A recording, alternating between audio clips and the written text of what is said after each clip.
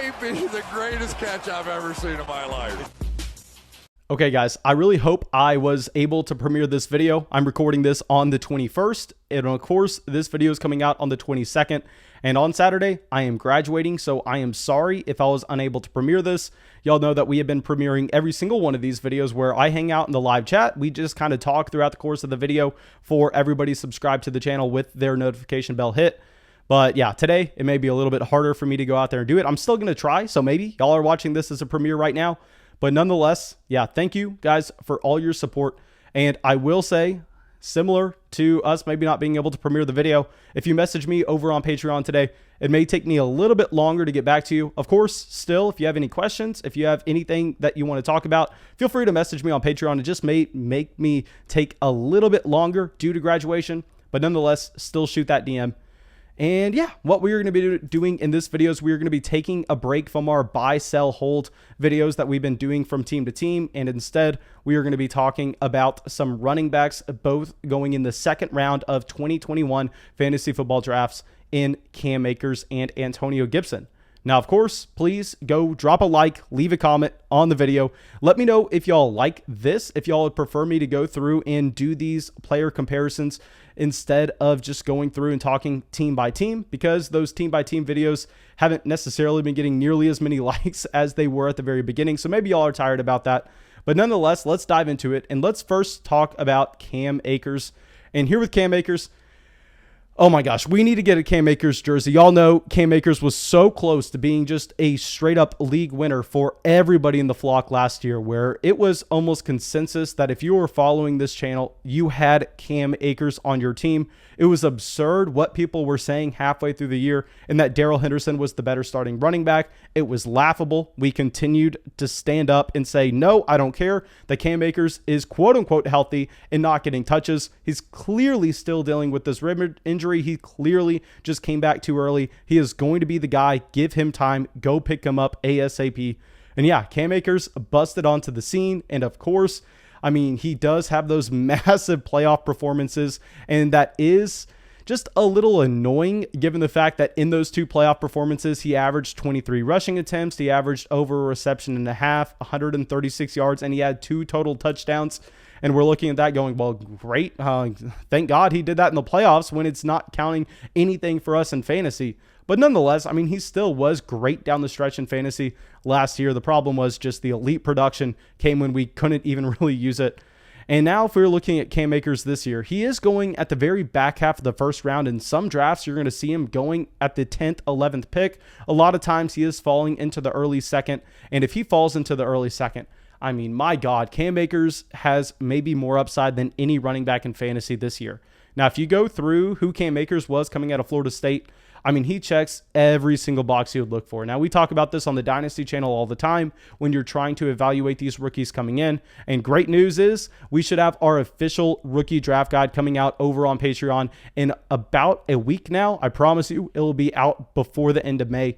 And there we talk about 4 things you're looking for with these rookie running backs. You're looking for size. Do they have the adequate size to be a workhorse guy in the NFL? You're looking for receiving down ability. You're looking for top end speed, and you're looking for NFL draft capital to indicate that they should get a shot at the starting job in the NFL.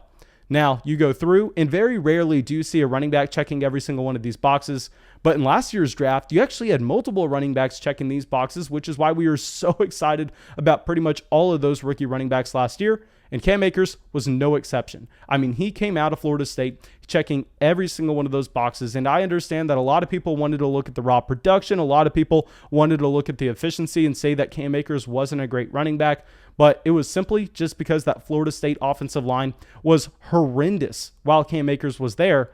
Now, if you take a step back even further, Cam Akers was actually a 5-star player going into Florida State. He gets there, doesn't necessarily have the elite production because of the offensive line, but at the combine, comes in 5'10", 217 pounds. He runs a 4.47 40-yard dash. He was extremely young. I mean, he was 20 years old at the time he was drafted in 2020. We know that's really what you want to see with these rookie running backs coming in. And then he gets the NFL draft capital by being selected with the 20th pick in the second round by the Los Angeles Rams. That was actually their first selection in the 2020 draft, unless I'm misremembering that. But nonetheless, every single box you're looking at, I mean, Cam Akers is checking in this scenario.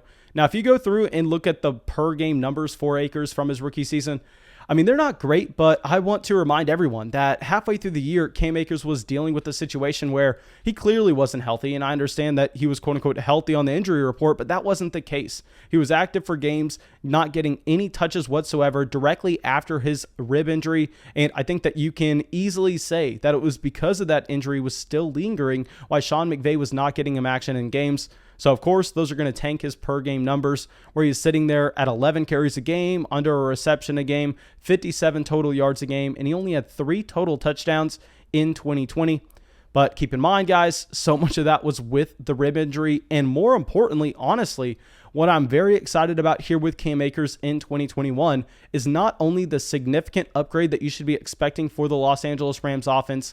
Now that they have Matthew Stafford coming in, we understand that Matthew Stafford that should be a quarterback, at least the Rams think so, by giving up an extra 2 future first-round picks to move from Jared Goff to Matthew Stafford. He should be a quarterback that raises the overall efficiency of the offense. We've talked about this so many times before with guys like Robert Woods, guys like Tyler Higbee, and why I am in on this LA Rams offense. But here, Cam Akers is also going to not only see that efficiency raised in the offense by Matthew Stafford, but he should be seeing more volume at the same time, given the fact that Malcolm Brown is now on his way to Miami. So there, I mean, you're looking at Malcolm Brown leaving 6.5 carries in this offense, leaving a reception and a half, 36 total yards a game, and 5 total touchdowns through the season. Now, a simple thing that you could do, but honestly, it's not going to be too useful, is you could go through and just add the per game numbers that you had from Malcolm Brown going, hey, what happens if Cam Akers gets this additional production? And there, I don't even think that it's coming anywhere close to Cam Akers and his overall ceiling, because at that point, it's 17.5 carries, it's 2.5 receptions, 93 total yards, and 8 total touchdowns through the course of the season. I think that you should honestly expect more touches for Cam Akers, given the fact that his per game touches were skewed with the injury in his rookie season, and given the fact that this offense should be able to sustain more drives and have more trips to the red zone with Matthew Stafford under center compared to Jared Goff. So all of this, I am just going to be sitting here going, Akers is a player that really has no question marks, and I know some people will want to say that his receiving is a question, but we've already discussed this and saying, hey, if you go back to college, I mean, he averaged 2.72 receptions a game in his final season, and I know that's not wild, but if you throw in the fact that there were only 21 completions per game in that Florida State offense, you go, crap. I mean, you never see a running back average more than 10% of the receptions in his college offense unless he is going to be a great receiving running back in the NFL. So Cam Akers does check that box if you take a step back, and I think that he is going to be stepping up into that receiving down role, considering the other running back in the backfield, Darrell Henderson. While yes, Henderson did look good in stretches when he was the starting running back for LA, but it's not like he was getting the receiving down usage at all. No, even when he was the starting running back, he was a first and second down guy. So you know Cam Akers is going to have the passing down role. You know Cam Akers is the better running back. You know that this is going to be a highly efficient offense that should have a decent amount of volume. Cam Akers in 2021 is going to be a complete stud. Now, let's go over to our favorite running back in rookie drafts in Dynasty last year. I mean, this is just pretty much the victory lap episode going, hey guys, look at me. Look at what we got right. So I know I'm annoying, but nonetheless, let's talk about Antonio Gibson here. So Antonio Gibson is going later in drafts where you're seeing him go in the middle of the second round, sometimes at the end of the second round as well. So you are going to be getting a discount on him compared to Cam Akers. And if you look at this prospect profile, I mean, it's very similar to Cam Akers, and this is what we talk about at the running back position. I go into depth with this in our rookie draft guide, where we look at the historical numbers and what you should actually be looking for in those top 12 running backs. But nonetheless, there's those 4 boxes: size, athleticism, receiving down capability, and NFL draft capital indicating opportunity at the next level. So if you go through those boxes with with Antonio Gibson, and why we loved him so much is, oh my God, okay, a massive running back, standing at 6 foot, 228 pounds, a very athletic running back. I mean, he ran a 4.39 40-yard dash. I mean, if you compare those numbers over to Saquon Barkley, I mean, this is slightly faster than Saquon Barkley. He ran a 4.40 and almost about the same weight, where Barkley weighed 5 pounds more. So he is not nearly the same athlete that Saquon Barkley is, but he is in the same ballpark. And then you go through, look at the fact that the team spent a second overall pick in the third round on Antonio Gibson, and you go, okay, everything's adding up here. He gets a top 100 draft pick. He has the size, he has the athleticism, and he has the receiving down capability. This is going to be the number one reason you should be excited about Antonio Gibson this next season, in that we really did not get to see his overall ceiling, in that he did not get used in the receiving game how we expected, but he was a former wide receiver at Memphis. I mean, this is someone that can run routes. This is someone that can catch the ball. That's his specialty. People had questions coming into the NFL if he was going to be able to run between the tackles, and he was fantastic running between the tackles. I mean, you look at his 2020 usage, he was mainly used as a first and second down running back, and with that limited role, he was actually the running back 16 in points per game. And what you always want to see from those rookies is you want to see them finish stronger than when they started. And if you look after the bye week for Washington, Antonio Gibson was actually the running back 10 in points per game. So you see him have that low-end running back one finish. You understand that he does have the capability to this season go and actually secure some more of the receiving down usage for Washington. I think the reason we did not get that his rookie season is simply because he was a former wide receiver, so he was never used in pass protection. I think that he was most likely a liability there, and he needed some development. But having a year in the NFL, being able to go through a full training camp now in 2021 should be able to address that issue. And I think Antonio Gibson is about to turn into a David Johnson type running back. I think he is about to turn into that massive freak that is elite in catching the balls out of the backfield.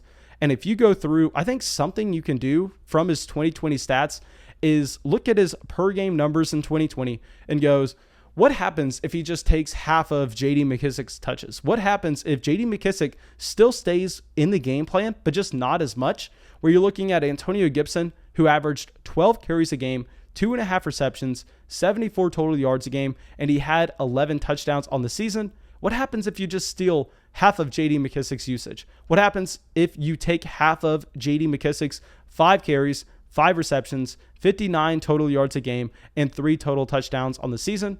Now, if you do this, we're not going to focus in on touchdowns because touchdowns are very volatile. It's almost impossible to project a running back like Antonio Gibson before we have seen it to have a touchdown a game in the NFL. So we're not going to be doing that. But what we can do is we can try to use that and predict the carries and receptions per game along with the total yards. And here, if you give half of the usage that J.D. McKissic had over to Antonio Gibson, this is a running back with 14.5 carries a game. More importantly, 5 receptions a game, which should be reasonable for someone who's a former wide receiver in college, a little over 100 total yards a game. And if you just say, hey, let's not even change his touchdown efficiency mark from his rookie season because he was already really high in that. Let's just say he averages 4 touchdowns every 5 games. There, you're expecting Antonio Gibson to score 20.1 points per game, which would be good for a top 5 running back finish in 2020. I understand that is crazy to say, but this is also another offense that should be a lot more efficient and a lot more productive in 2021 than it was in 2020. Now, I know Alex Smith was a great story. I know a lot of people want to look at Alex Smith and say, hey, congrats, my man. But we can all agree that Ryan Fitzpatrick is going to be a much better quarterback for actually scoring points in Washington. Now, who knows what the overall turnovers are going to look like for that team. But nonetheless, I mean, Fitzpatrick should be someone that can aggressively move the ball down the field. You should be expecting 2 safeties to stay back the majority of the time, seeing Antonio Gibson with a lot of light boxes. So given the fact that you have more space on the football field, hopefully more efficiency in the offense, and Antonio Gibson should be able to take some of that receiving down usage away from J.D. McKissic. I mean, this is another player that has a ton of upside in fantasy. Now, if we were looking at both of these guys, I would say that if we are just going, we're on the clock, we have to pick one between Cam Akers and Antonio Gibson. Who do we want? At that point, I think we actually go through and take Cam Akers. But if we're talking about having to spend a late first on Akers versus a late second on Antonio Gibson, I think Antonio Gibson is definitely the better value between the two running backs. But please, guys, let me know what y'all are thinking down in the comment section below. And like I said, I mean, feel free to shoot me any DM that you have over on Patreon, but I'm graduating today, so it may just take me a little bit longer to get back to it. I really hope everybody understands. And yeah, that should be it, my dudes. I will see y'all with the video tomorrow, and have a great day. I really owe a massive thank you for all the Patreon supporters in Ben, Braden, Zach, Ryan, William, Derek, Justin, Marshall, Tyler, and Eamon. Thank you so much, guys.